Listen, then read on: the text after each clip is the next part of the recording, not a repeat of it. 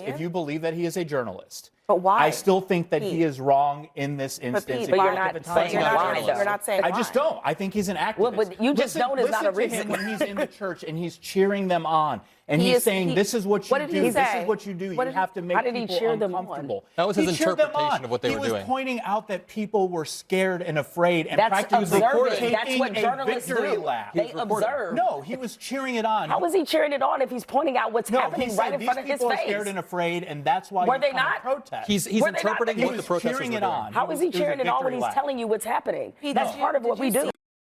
In today's video, The View host Jemele Hill absolutely destroys Pete's seat on Newsnight with Abby Phillip. What starts as a discussion about protests and press freedom quickly turns into a larger fight over who gets protected by the Constitution and who gets punished for challenging power. Jemele Hill isn't buying the selective outrage or the moving goalposts around journalism, and she makes that clear as tensions rise. As federal charges, First Amendment rights, and political double standards collide, this exchange exposes just how fragile press freedom can be when politics gets involved. So let's dive in and watch how Jemele Hill shuts down Pete's seat on Newsnight with Abby Phillip. Pete, the Trump administration is always pushing the envelope. But in this particular case, this is crossing a line. The Constitution is very clear. There is freedom of press in this nation, and that right is just as valid as all the others in the Constitution. Why are they doing this, and shouldn't more people be speaking out about it? I know you save unpopular opinions for Table for Five, which everyone should watch on Saturday mornings, but I'm going to start with an unpopular opinion, and that is calling Don Lemon a journalist is like calling AOC a free market capitalist. He is an activist. Look at his YouTube page. Here's a couple of titles of recent videos. 1, this is how to deal with ICE goons.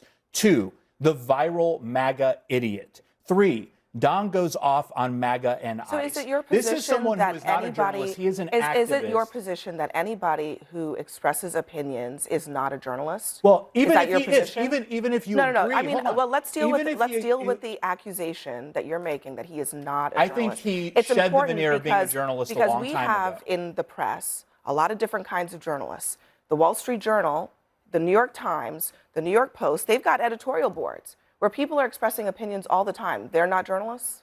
I think that Don Lemon is not a journalist. But why? But is it because in his view, in your view, he's expressing an opinion? If you believe that he is a journalist. But why? I still think that he is wrong in this instance. But you're not saying why, though. You're not saying why. I just don't. I think he's an activist. Well, but you just don't is not a reason. Listen to him when he's in the church and he's cheering them on. And he's saying, this is what you do. This is what you do. You have to make people uncomfortable. That was his interpretation of what they were doing. He was pointing out that people were scared and afraid and practically taking a victory lap. They observe. No, he was cheering it on. How is he cheering it on if he's pointing out what's happening right in front of his face? These people are scared and afraid, and that's why Were they not? Protest. He's interpreting what the protesters were doing. How is he cheering it on when he's telling you what's happening? That's part of what we do. Did you see the parts where he was? He also told them, "I'm happy the parts that where you're doing he this. was I'm glad that you're doing this." Where he was interviewing the parishioners? Did you see those parts? Yeah, and I also saw when the pastor asked him to leave, and he refused to leave for 7 minutes. I didn't see a single moment where Don Lemon conspired with the others to further this crime. He was there reporting the entire time. Advance. So how did he further that? He admitted that he knew about it. That has nothing to do with what I said. Journalists are often just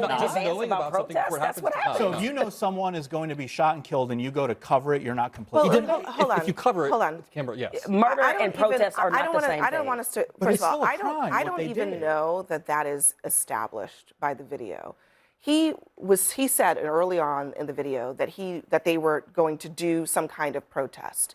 He was following along with them. Now, press protections don't hinge on whether someone is polite, neutral enough, or approved by the political class. Courts have been really clear on this over decades. Journalism is defined by function, not branding. Freelancers, independent reporters, documentary filmmakers, and even people publishing on YouTube or Substack have been recognized as journalists as long as they're gathering information and reporting on matters of public concern. That's not some new loophole. That's straight out of First Amendment case law. There's also a dangerous precedent here. Federal prosecutors have historically been extremely cautious about charging members of the press for activities related to covering protests, precisely because it risks chilling coverage altogether. After the George Floyd protests, dozens of journalists were detained or assaulted by police, and multiple federal courts later reaffirmed that merely being present, narrating events, or even interacting with participants does not strip press protections. The DOJ itself issued guidance in prior administrations warning against criminalizing journalists unless there is clear evidence of coordination in illegal acts, not vibes, not opinions, not "I didn't like his tone."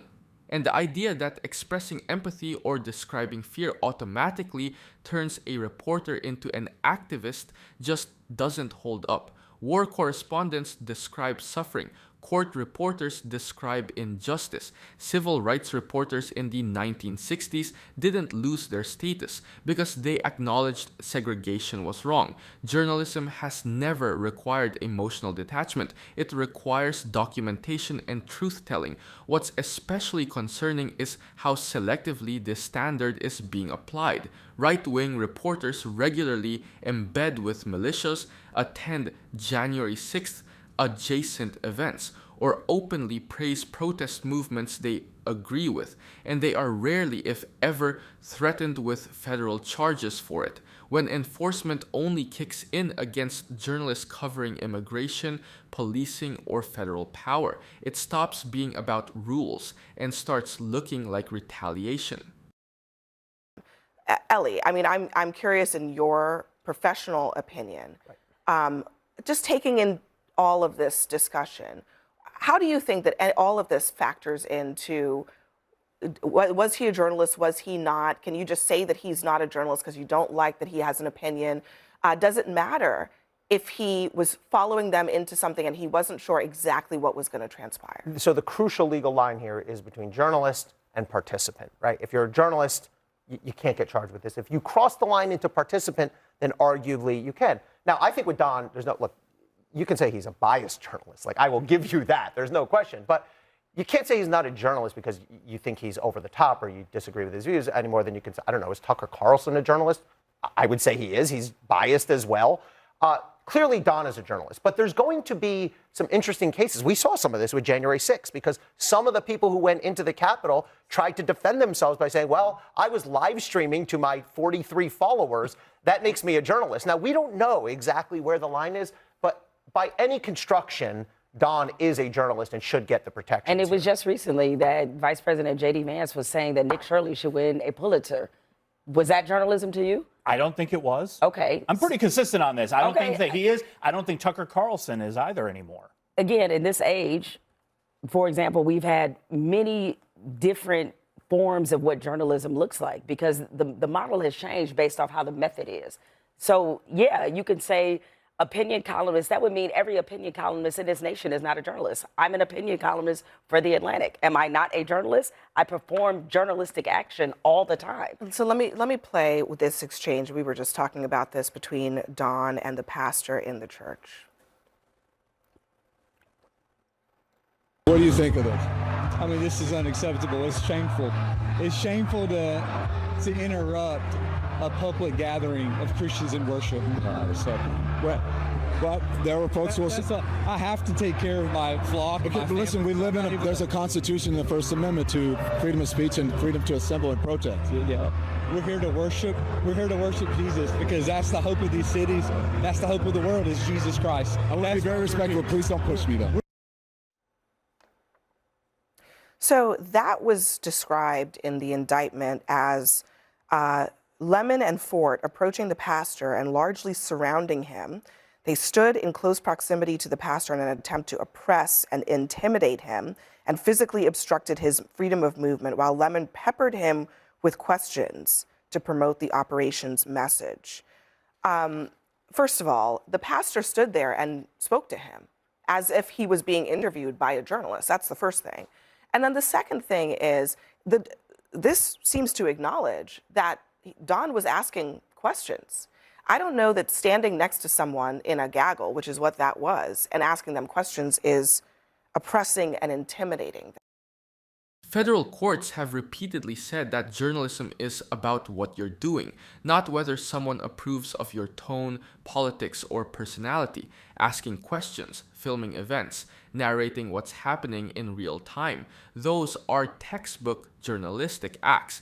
That's true whether you're working for CNN, The Atlantic, Fox News, or streaming to your own channel. There's also a long paper trail showing why prosecutors usually tread very carefully here. After the George Floyd protests, organizations like the Reporters Committee for Freedom of the Press documented hundreds of journalists detained or arrested while covering demonstrations. In response, multiple courts reaffirmed that merely being present at a protest, even one that becomes disruptive, does not make a reporter a participant absent clear evidence of coordination or direction. Simply knowing a protest might happen doesn't come close to that standard. Another important point, the indictment language itself matters. When prosecutors describe someone peppering a pastor with questions, they're basically admitting the conduct looks like an interview.